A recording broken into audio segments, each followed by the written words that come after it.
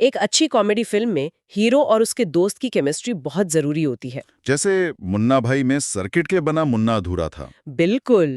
मतलब दर्शकों को कोई धोखा नहीं मिला, उन्हें पता था कि वे क्या देखने जा रहे हैं और उन्हें वही मिला। एग्जैक्टली ये फिल्म खास तौर पर कपिल शर्मा के फैंस के लिए बनाई गई है और वो इसे देखकर खुश हो रहे हैं।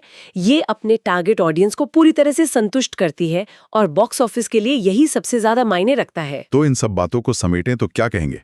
किस किस को प्यार करूं 2 के लिए शुरुआती ऑनलाइन माहौल काफी पॉजिटिव है। तो सिनेमाघरों में आज बड़ा दिन है, 12 दिसंबर 2025, और आज रिलीज हुई है वो फिल्म जिसका कई लोगों को बेसब्री से इंतजार था। किस किस को प्यार करूं 2। बिल्कुल 2015 की हिट फिल्म का सीक्वल, और इससे भी बड़ी बात, कॉमेडी के बादशाह कहे जाने वाले कपिल शर्मा की बड़े पर्दे पर वापसी। तो जाहिर है सोशल मीडिया पर तो सुबह से ही हलचल मची हुई है। और उसी हलचल को समझने के लिए आज हम यहाँ हैं।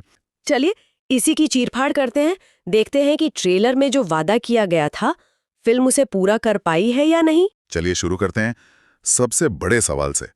कपिल शर्मा, फिल्म का पूरा प्रमोशन उनके नाम पर टिका था और ऐसा लग रहा है कि दर्शक भी इसी के लिए थिएटर गए हैं। एक ट्वीट मैंने पढ़ा जिसमें साफ साफ लिखा था KKPK2 शुरू से अंत तक पूरी तरह से कपिल शर्मा का शो है। मतलब फुल वन मैन शो। ये सुनने में तो बहुत अच्छा लगता है और उनके फैंस के लिए ये किसी ट्रीट से कम नहीं होगा।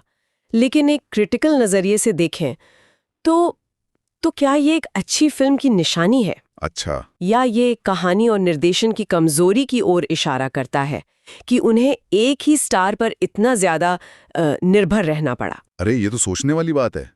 मैंने तो इसे सिर्फ तारीफ की तरह देखा था, लेकिन आपका पॉइंट सही है। अगर सब कुछ एक ही एक्टर के कंधे पर है तो बाकी फिल्म कहाँ है? एग्जैक्टली। हालांकि यहाँ एक और बड़ा ट्रेंड देखने को मिलता है। ये सिर्फ कपिल शर्मा की जीत नहीं है, ये भारतीय मनोरंजन में एक बड़े बदलाव का संकेत है। कैसा बदलाव? पहले स्टारडम फिल्मों से टीवी पर आता था, अब कपिल शर्मा जैसे कलाकार दिखा रहे हैं कि टीवी पर सालों तक बनाया गया एक मजबूत घर घर का कनेक्शन वो सीधे बॉक्स ऑफिस की सफलता में बदल सकता है। सही बात है। दर्शक अब किरदार से ज्यादा उस कलाकार को देखने जा रहे हैं जिसे वे अपना मानते हैं। वो फिल्म देखने नहीं, कपिल शर्मा को देखने जा रहे हैं। सही बात है। उनकी कॉमिक टाइमिंग और स्क्रीन पर जो एक नेचुरल अंदाज है उसकी बहुत तारीफ हो रही है। लोग कह रहे हैं कि वो बिल्कुल एफर्टलेस लगते हैं। तो कपिल तो छाए हुए हैं, पर क्या वो अकेले ही पूरी फिल्म खींच रहे हैं? क्योंकि सुनने में आया है कि कोई और भी है जो महफिल लूट रहा है। हाँ, और ये इस फिल्म का सबसे दिलचस्प पहलू हो सकता है। बात हो रही है मंजीत सिंह की। कई रिव्यूज में ये बात सामने आई है कि अपनी जबरदस्त कॉमिक टाइमिंग और मजेदार वन लाइनर से वो कई सीन में कपिल शर्मा को भी टक्कर दे रहे हैं। ये बहुत बड़ी बात है।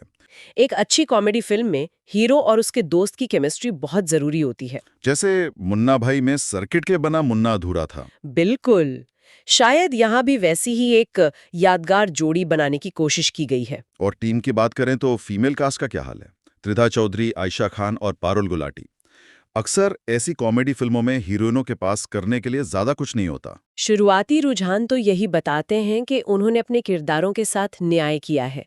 वो सिर्फ कहानी में ग्लैमर जोड़ने के लिए नहीं है। एक दर्शक ने खास तौर पर त्रिधा चौधरी की तारीफ की है, जिन्हें शायद सबसे ज्यादा स्क्रीन टाइम मिला है और उन्होंने उसका पूरा फायदा उठाया है। अच्छा। इससे लगता है कि शायद उनके किरदारों में थोड़ा बहुत दम है जो कहानी को आगे बढ़ाने में मदद करता है। और इनके अलावा सुशांत सिंह और जेमी लीवर जैसे मंजे हुए कलाकार भी हैं। तो कुल मिलाकर कास्टिंग तो काफी मजबूत लग रही है। अब आते हैं फिल्म के सबसे सरप्राइजिंग एलिमेंट पर, कहानी। हाँ, क्योंकि पहली फिल्म का प्लॉट तो सबको पता है, एक आदमी, 3 पत्नियां और उससे होने वाली कंफ्यूजन। तो सवाल ये था कि इस बार नया क्या होगा? और नयापन है। बताया जा रहा है कि इस बार कहानी के इस पूरे रायते में एक धार्मिक मोड़ भी डाल दिया गया है। अरे वाह, ये तो बड़ी हिम्मत का काम है, खासकर आज के माहौल में। सही में। धर्म और कॉमेडी का मिश्रण एक दो-धारी तलवार है। अगर सही से किया जाए तो ओ माय गॉड जैसी फिल्म बन सकती है, और अगर गलत हो जाए तो विवाद होते देर नहीं लगती। बिल्कुल। तो सबसे बड़ा सवाल यही है कि फिल्म इसे कैसे संभालती है। क्या ये कोई सोशल कमेंट्री करने की कोशिश कर रही है या धर्म को सिर्फ एक मजाकिया टूल की तरह इस्तेमाल कर रही है? और रिव्यूज से यही इशारा मिल रहा है कि इसे बहुत हल्के फुल्के अंदाज में पेश किया गया है। इसका मकसद कोई गहरा संदेश देना नहीं, बल्कि कंफ्यूजन को और बढ़ाकर कॉमेडी पैदा करना है। अच्छा। यहीं पर डायरेक्टर अनुकल्प गोस्वामी का काम सामने आता है।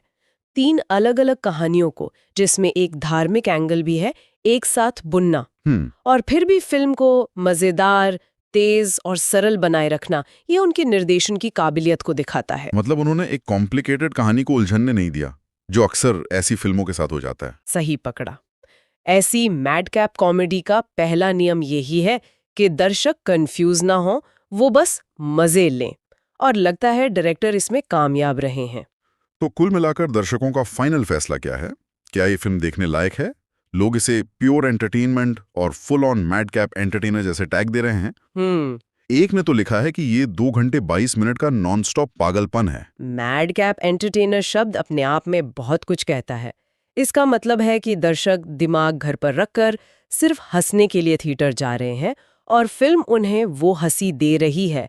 उनसे कोई लॉजिक या समझदारी की उम्मीद नहीं की जा रही है। लेकिन ऐसा नहीं है कि सब कुछ परफेक्ट है, कुछ कमियां भी निकाली जा रही हैं। एक दर्शक ने माना कि कहानी के कुछ मोड़ हजम करना मुश्किल है।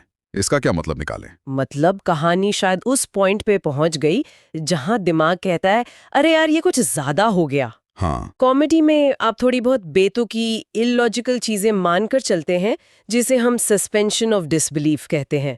लेकिन शायद यहाँ कहानी उस लाइन को पार कर गई जहां वो अविश्वसनीय लगने लगती है। अच्छा। और एक और आलोचना जो सामने आई है वो है फिल्म की लंबाई को लेकर। कहा गया है कि फिल्म के कुछ हिस्से खींचे हुए लगते हैं और संगीत कमजोर है। ये एक आम शिकायत है, खासकर कॉमेडी फिल्मों में जहां पेस बहुत जरूरी होता है। हाँ, अगर कोई मजाक लंबा खिंच जाए तो वो बोरिंग हो जाता है। लेकिन संगीत वाली बात पर एक बड़ा ही मजेदार टकराव देखने को मिल रहा है। टकराव? कैसा टकराव? जहां एक तरफ एक दर्शक ने पूरे संगीत को कमजोर बताया है, वहीं एक दूसरे दर्शक का कहना है कि हनी सिंह का गाना थिएटर में एकदम धमाकेदार लगता है और लोग उस पर झूम रहे हैं। अरे, ये तो बड़ा मजेदार है। एक ही गाना किसी के लिए धमाकेदार और किसी के लिए कमजोर एल्बम का हिस्सा। इससे तो यही लगता है कि हनी सिंह आज भी लोगों को 2 गुटों में बांट देते हैं। कि फिल्म के बाकी गाने औसत हों, लेकिन हनी सिंह का एक गाना पार्टी सॉन्ग के तौर पर हिट हो गया है। सही बात है। मतलब दर्शकों को कोई धोखा नहीं मिला। उन्हें पता था कि वे क्या देखने जा रहे हैं और उन्हें वही मिला। एग्जैक्टली। ये फिल्म खास तौर पर कपिल शर्मा के फैंस के लिए बनाई गई है और वो इसे देखकर खुश हो रहे हैं। ये अपने टारगेट ऑडियंस को पूरी तरह से संतुष्ट करती है और बॉक्स ऑफिस के लिए यही सबसे ज्यादा मायने रखता है। तो इन सब बातों को समेटें तो क्या कहेंगे? किस किस को प्यार करूं 2 के लिए शुरुआती ऑनलाइन माहौल काफी पॉजिटिव है। ऐसा लगता है कि ये कपिल शर्मा के लिए एक सफल वापसी है। फिल्म उनके प्रशंसकों को ठीक वैसा ही मनोरंजन दे रही है जिसकी वे उम्मीद करते हैं, भले ही इसमें कहानी के कुछ मोड़ या संगीत जैसी छोटी मोटी खामियां हों। बिल्कुल, फिल्म का फॉर्मूला साफ है। एक बड़ा स्टार कॉमेडियन, पहली फिल्म जैसी ही कंफ्यूजन वाली कहानी जिसमें एक नया ट्विस्ट हो और मजबूत सहायक कलाकार। ये फॉर्मूला काम कर गया है।